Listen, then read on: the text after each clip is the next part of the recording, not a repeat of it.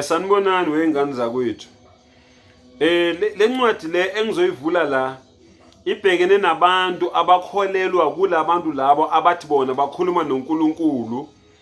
Ibhekene nalabantu laba abakhohlisa abantu abathi uNkulunkulu uyakhuluma nabo ngamaphupho noma uyakhuluma nabo ngezingelosi noma ngezithunywa.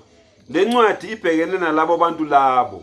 Niyongizonda bafowethu, kodwa niyongizonda ngibasizile abantu bakithi abaningi enidlala ngabo, nani nina ekudlalwa ngani. Lalela-ke incwadi uJeremiya 23 ivesi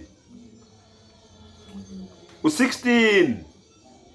Jeremiya 23 ngiqale kuvesi 16. Usho kanje uJehova Sibawothi uthi, ningawalaleli amazwi abaprofethi abaprofetha kini benifundisa okuyize. Bakhuluma umbono wenhliziyo yabo kungengokuvela emlonyeni kaJehova. Nizwile? Bayikhulumela nje into zabo kodwa bese bethi uthi uNkulunkulu. 17. Bazinge bethi kwabangidelelayo, uJehova ukhulumile uthi, niyakuba nokuthula kubo bonke abahamba ngenkani yenhliziyo yabo bathi aniyikwehlelwa ngokubi. 18.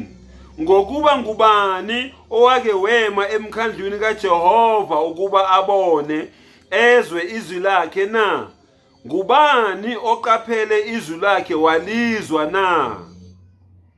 Bheka isivunguvungu sikaJehova esinokufutheka siphumile, isivunguvungu esiyisikhwishikhwishi sehlele phezu kwamakhanda ababi.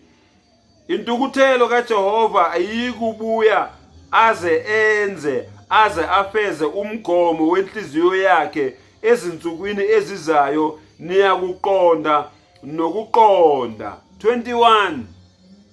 Mina angibathumanga abaprofeti nokho bagijima, bengingakhulumile nabo nokho baprofetha.